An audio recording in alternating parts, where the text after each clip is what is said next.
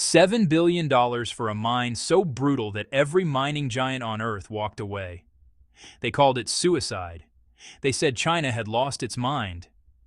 10 years later, those same critics have gone completely silent. Here's why. Picture yourself standing in the Peruvian highlands, boots planted on rocky terrain that stretches endlessly toward snow-capped peaks. The wind cuts through your jacket. Your lungs struggle to pull in enough air. And beneath your feet, locked inside this unforgiving mountain, sits a treasure worth over $100 billion in copper reserves.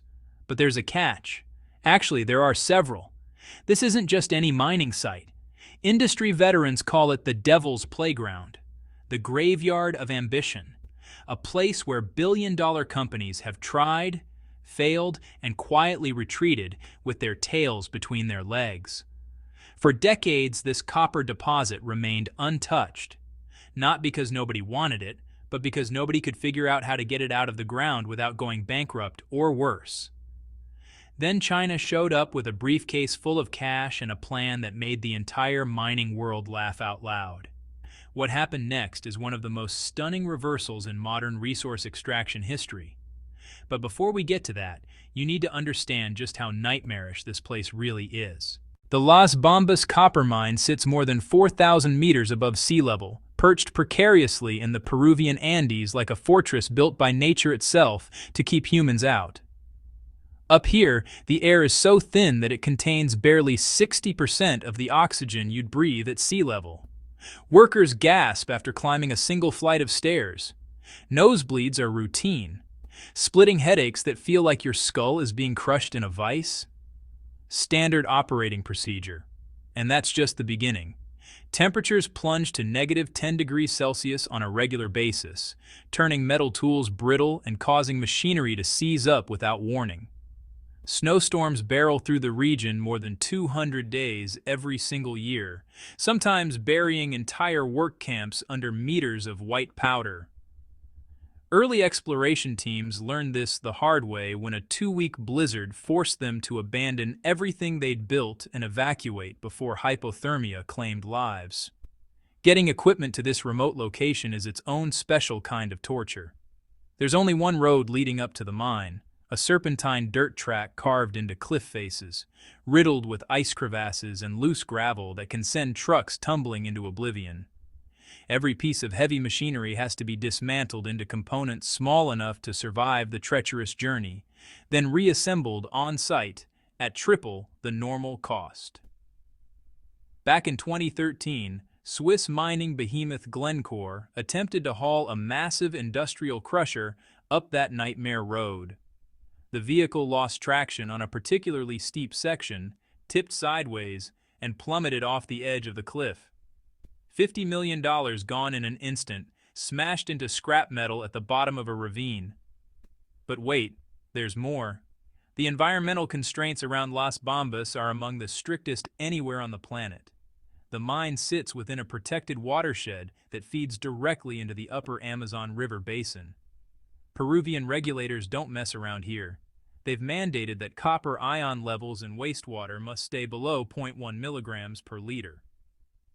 To put that in perspective, that's 150 times stricter than standard drinking water requirements in most developed countries. This isn't theoretical. A Canadian mining firm found out the hard way in 2009 when their operations contaminated local water sources. The Peruvian government slapped them with a $20 million fine and forced a complete shutdown. The company packed up and left, adding another failure to the mine's growing reputation as a resource that simply couldn't be tamed. So when major international mining corporations looked at Las Bambas, they saw a massive copper deposit, yes, but they also saw a financial black hole. The risk-to-reward calculation didn't pencil out. Better to invest elsewhere in easier deposits where you wouldn't have to reinvent the wheel just to extract ore from the ground. By the early 2010s, Las Bambas had become mining industry folklore. A cautionary tale, proof that some treasures are meant to stay buried. And then China walked into the room and shocked everyone. In 2014, Chinese state-backed entities announced they were purchasing Las Bambas for a jaw-dropping $7 billion. not leasing, not entering a joint venture, buying it outright. The international mining community's reaction ranged from disbelief to outright mockery. Financial analysts published pieces questioning whether Chinese decision-makers had lost touch with reality. Industry insiders whispered that this would become the most expensive mistake in modern mining history. Some commentators even suggested it was more about political posturing than sound business strategy. But China wasn't acting on impulse. There was method behind what looked like madness. Here's the thing most outsiders didn't fully appreciate. China's manufacturing machine has an insatiable appetite for copper. Every year, Chinese factories consume nearly as much of the red metal as the entire European Union combined. It's woven into electrical wiring, plumbing systems, electronics, construction materials, and increasingly, the batteries and motors that power electric vehicles. Yet China faces a critical vulnerability. Domestic copper deposits are relatively sparse and often low-grade. The country sits on roughly 99 million tons of proven reserves, which sounds impressive until you realize that represents less than 4% of global copper reserves, despite China occupying nearly 10 million square kilometers of land. By 2014, China was importing over 4.5 million tons of refined copper annually, with 80% of that coming from Latin American nations, primarily Chile and Peru. This dependence created a strategic choke point. When Chilean copper workers went on strike that year, Chinese domestic copper prices spiked 5% in a single trading day. For Chinese policymakers, this was unacceptable. The country was attempting to transition from being the world's factory to becoming a high-tech manufacturing superpower. But you can't build cutting-edge electric vehicles, renewable energy infrastructure, and smart cities if your copper supply can be disrupted by labor disputes in Santiago or Lima. And then there's the electric vehicle revolution. China's EV production was positioned to explode beyond 5 million units annually. Each electric car requires roughly 4 times as much copper as a traditional combustion engine vehicle, thanks to the heavy-gauge wiring needed for battery systems and electric motors. Against this backdrop, Las Bambas suddenly looked less like a risky bet and more like a strategic necessity. 10 million tons of proven copper reserves, all sitting in one location, potentially feeding Chinese manufacturing for decades to come.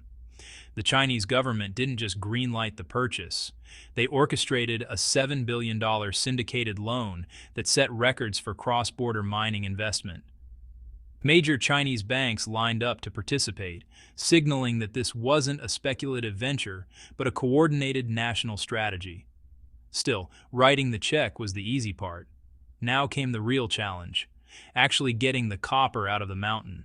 When Western observers revisited Las Bambas a decade later, many genuinely couldn't believe what satellite imagery was showing them. The single rutted dirt road that once barely connected the mine to civilization had been transformed into a wide, smoothly paved highway capable of handling heavy industrial traffic around the clock. Where there had once been temporary shelters and makeshift facilities, there now stood a sprawling mineral processing complex, covering nearly 100 acres, equipped with automated sorting systems that operated with mechanical precision day and night.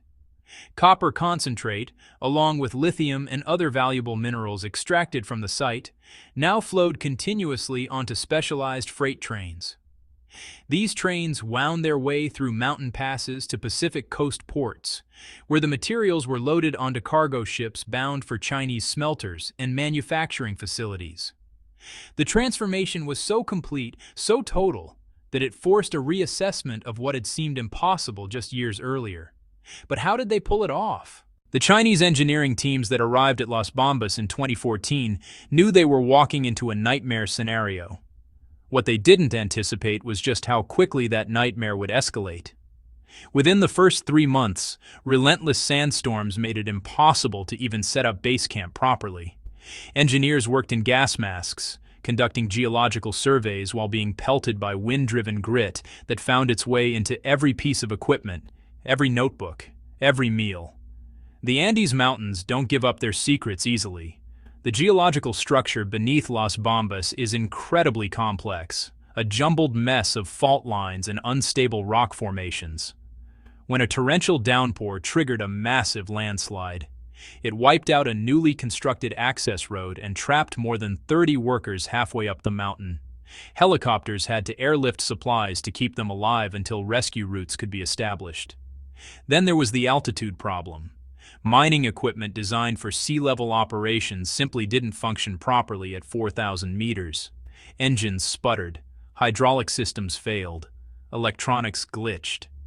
Chinese engineers had to partner with domestic research institutions to develop specialized machinery that could withstand the thin air and intense ultraviolet radiation bombarding the high-altitude work site.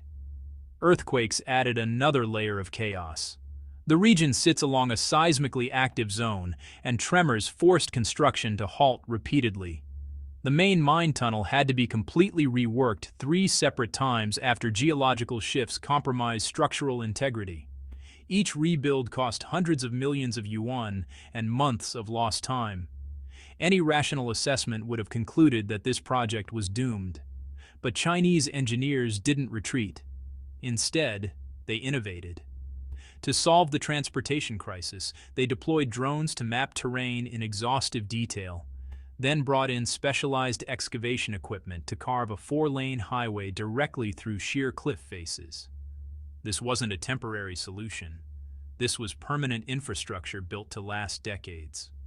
Worker safety became a top priority given the extreme conditions. Every employee was issued a smart helmet equipped with sensors that monitored heart rate and blood oxygen levels in real time. If someone's vital signs started deteriorating due to altitude sickness or exertion, supervisors were alerted immediately. But perhaps the most ingenious solution was what happened back in Lima, Peru's capital city. Chinese companies invested $100 million to construct a state-of-the-art remote control center. Using 5G network technology, engineers could now operate mining equipment from thousands of kilometers away. Excavators, drills, and ore processing machinery could all be controlled from climate-controlled offices in Lima, drastically reducing the number of workers who needed to brave the harsh mountain environment. Roughly 80% of mining operations could now be performed remotely. This wasn't just about convenience. It was about fundamentally rethinking how extraction happens in extreme environments. The automated systems also proved their worth in 2023 when sensors detected an imminent landslide. The artificial intelligence monitoring system issued warnings that allowed complete evacuation of personnel in just 10 minutes, likely saving numerous lives. Technology solved many problems, but not all of them. Some challenges were political and social. In 2021, local Peruvian villagers, influenced by activist groups and skeptical media coverage, grew concerned that Chinese mining operations would devastate local water supplies.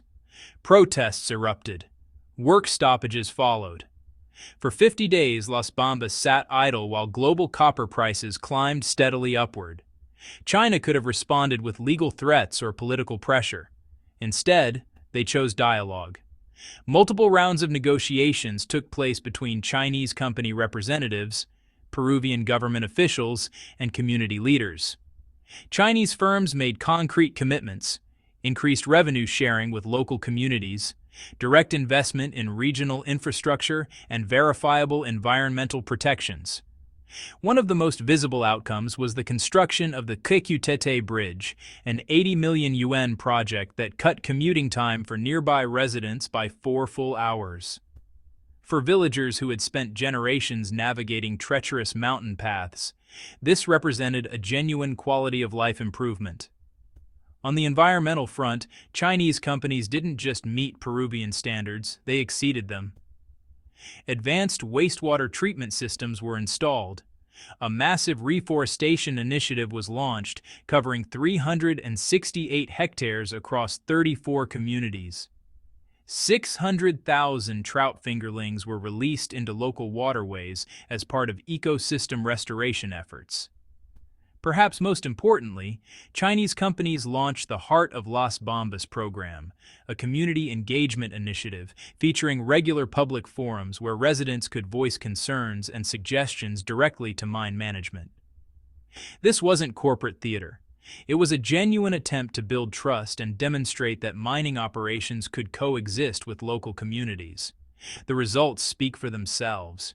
Today, 60% of young people in towns surrounding the mine are employed there, earning roughly 3 times the regional average wage. What began as suspicion and resistance gradually transformed into cautious cooperation, then into genuine partnership. So what's the bottom line? Was China's $7 billion gamble worth it? Let's run the numbers. At current market prices of around $10,000 per ton, the 2.7 million tons of copper already extracted from Las Bambas are worth approximately $27 billion. The remaining recoverable reserves exceed 10 million tons, suggesting a total value approaching $100 billion. Every year, 400,000 tons of copper concentrate depart from Peru's Matarani port, arriving at Chinese facilities 23 days later. That copper gets processed into motor components for electric vehicles, wiring for solar panel installations, and countless other applications driving China's industrial upgrade. For Peru, the economic impact has been transformative. In the Apurimac region where Las Bambas is located, per capita GDP has more than tripled from $1,300 in 2014 to $4,000 in 2023. The mine generates over $1.7 billion in tax revenue, equivalent to 5% of Peru's entire national budget. Chinese investment didn't stop at the mine itself. An additional $120 million went toward upgrading Matarani Port, boosting copper transportation efficiency by 50%. Plans are underway to build a local smelter that would process ore into semi-finished products before export, creating additional jobs and capturing more value within Peru. There's even discussion of constructing a solar power facility at the mine site to achieve 100% renewable energy operations. China has also backed the Belgrano Freight Railway renovation project with $200 million in investment. The first phase is complete and operational, with annual transport capacity reaching 2.65 million tons and an 80% reduction in shipping costs. As global demand for copper continues accelerating, thanks to electric vehicle adoption and renewable energy infrastructure build-out, Las Bambas is positioned to become even more valuable in the years ahead. 10 years ago, when China announced its intention to purchase what many called an impossible mine, the mockery was loud and widespread. Today, those same critics have fallen conspicuously quiet. Some now openly express envy at what China accomplished. This story isn't just about copper extraction. It's about the willingness to tackle problems that others declare unsolvable. It's about bringing technology, capital, and determination to bear on challenges that seem insurmountable at first glance. The world is full of resources that remain locked away because the conventional wisdom says they're too difficult, too expensive, or too risky to pursue. Las Bambas proves that conventional wisdom isn't always right. Sometimes the difference between impossible and inevitable is simply the courage to try. If you found this deep dive into one of the most audacious mining projects in modern history valuable, make sure you're subscribed so you don't miss our next investigation. We're constantly uncovering stories about how nations compete for resources, reshape industries, and build the future while the rest of us aren't paying attention. Hit that notification bell because the next chapter in the global resource race is already being written. And trust me, you'll want to know about it before everyone else does.